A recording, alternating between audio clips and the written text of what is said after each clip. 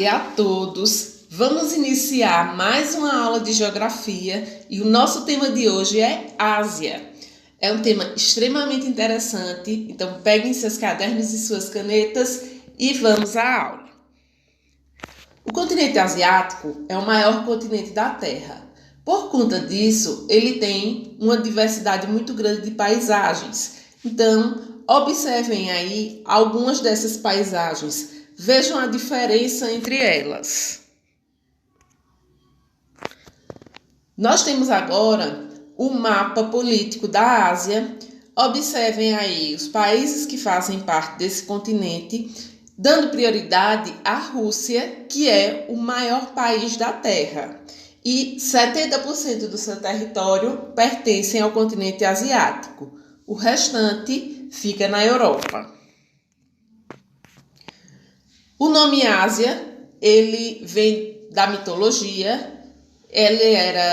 Ásia era a filha da Oceana, que era a mãe das fontes e dos rios, e foi dado o seu nome ao continente. Observem aí embaixo no mapa que temos a diferenciação entre velho, novo e novíssimo mundo. Como é dividido o mundo de acordo com o processo de descoberta e colonização. Então vejam que a Ásia está em vermelho e é considerado o velho mundo, porque nós temos aí um processo de iniciação colonial muito antigo. Com relação aos aspectos gerais, a Ásia, ela é o maior continente, fica localizado principalmente na placa eurasiática, porém ela tem o encontro de diversas placas ao seu redor e isso vai causar o aparecimento de grandes cadeias montanhosas, de diversos vulcões e abalos sísmicos.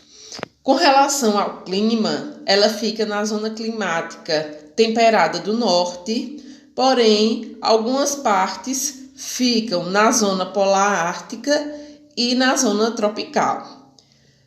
Ele faz parte de um grande continente chamado Eurásia, onde se junta a Europa e a Ásia, porque na realidade a Europa nada mais é do que uma península da Ásia.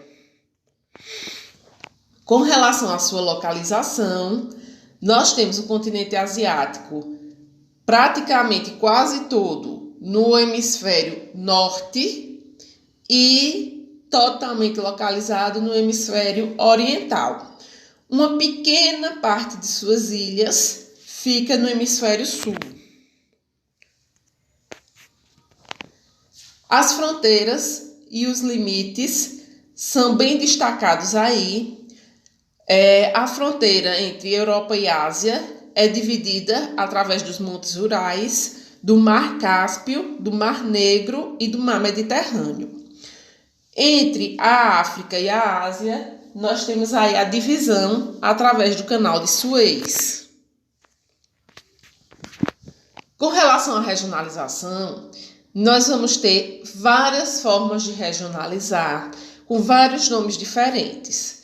Porém, eu coloquei aqui uma das formas mais conhecidas e eu queria que vocês prestassem atenção, porque podem encontrar em outros locais a mesma forma de regionalizar, porém com nomes um pouco diferentes.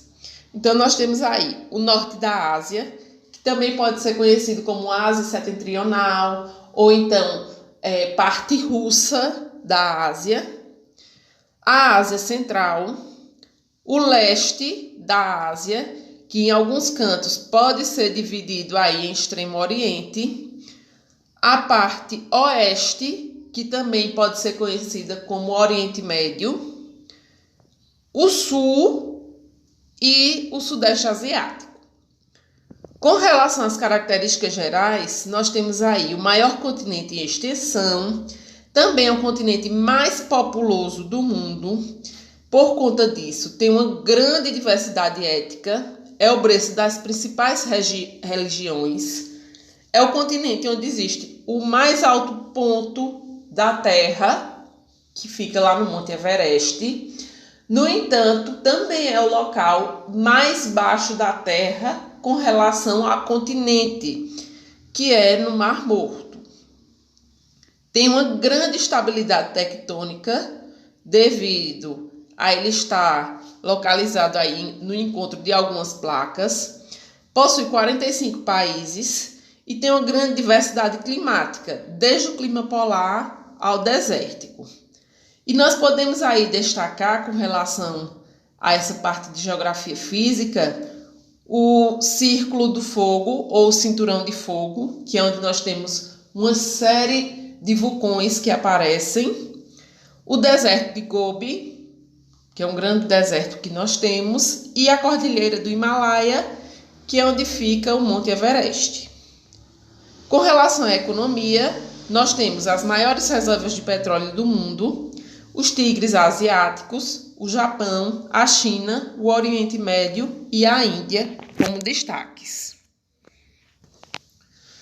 Novamente, nós temos aí um mapa político asiático de uma outra maneira, visto de uma outra maneira.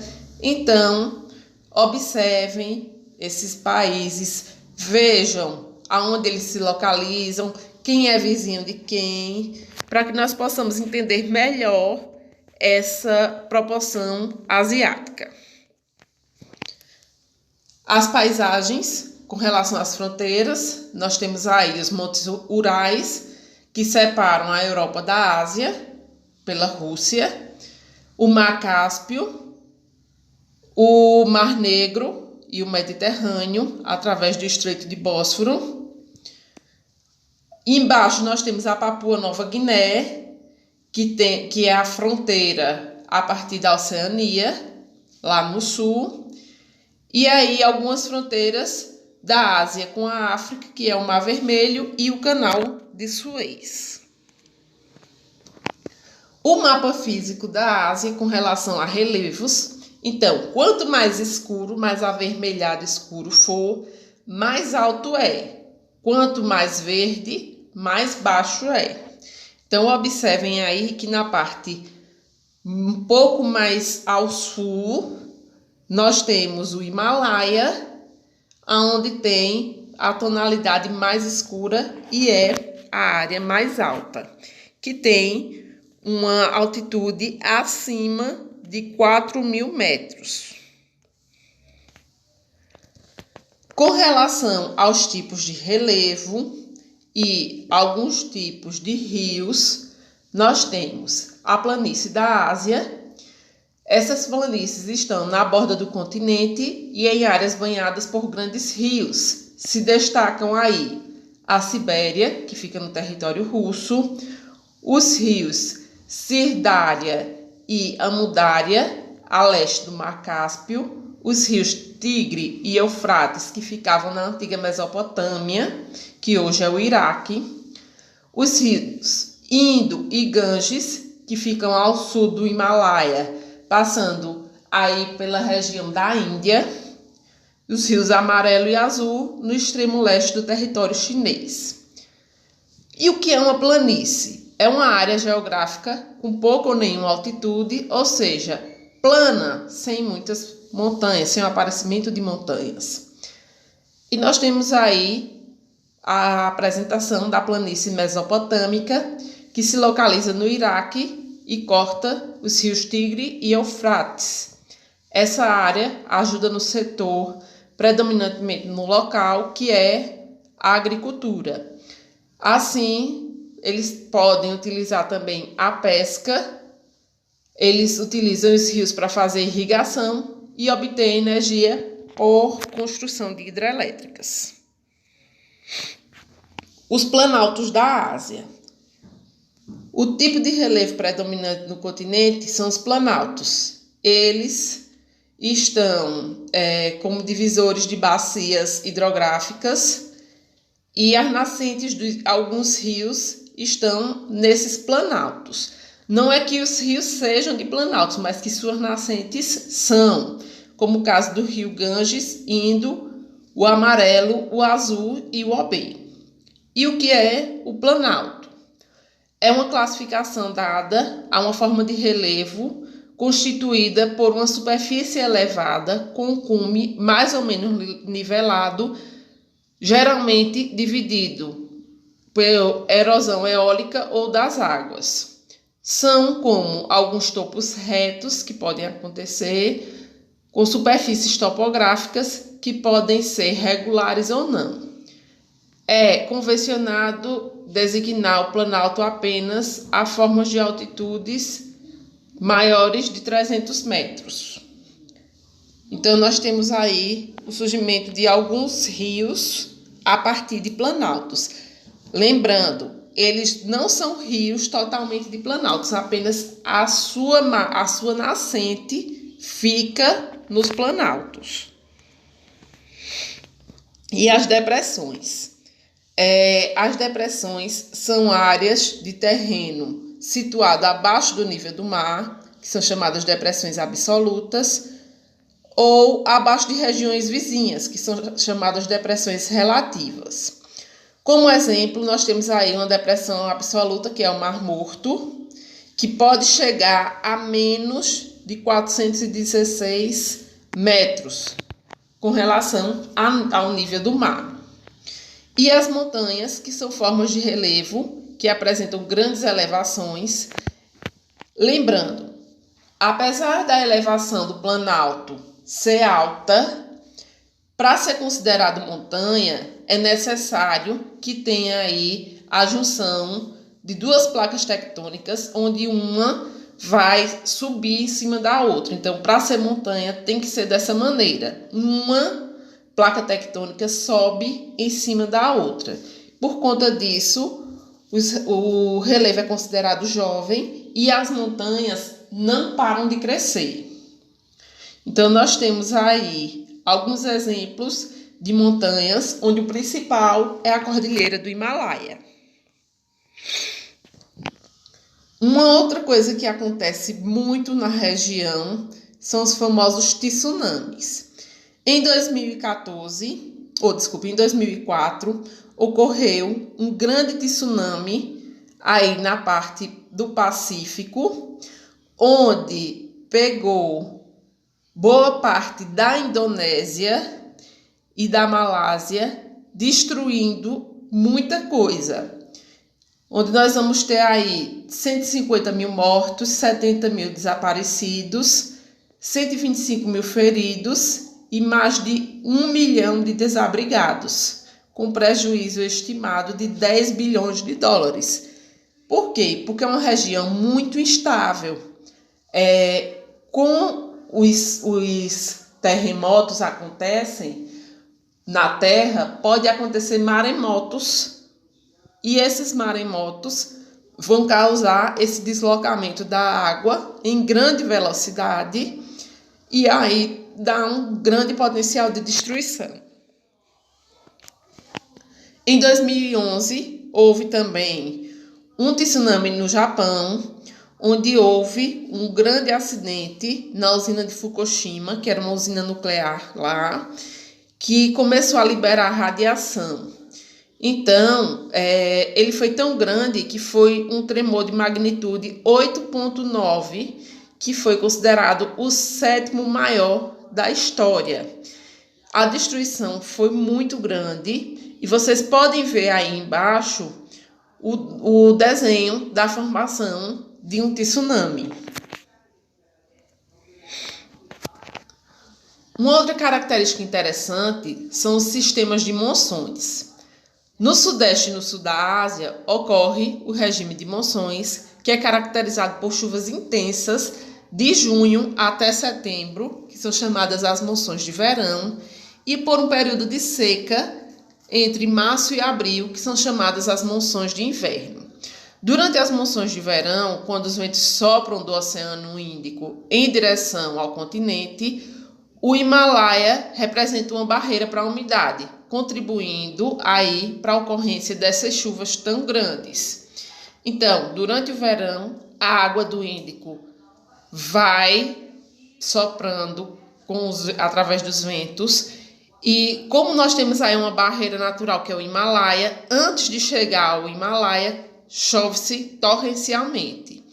Já no período de inverno, nós vamos ter aí os ventos vindos do interior para o litoral. Então, isso causa uma baixa quantidade de chuvas. Então, as monções acontecem basicamente durante o período de verão com grandes chuvas e o período de seca durante o inverno.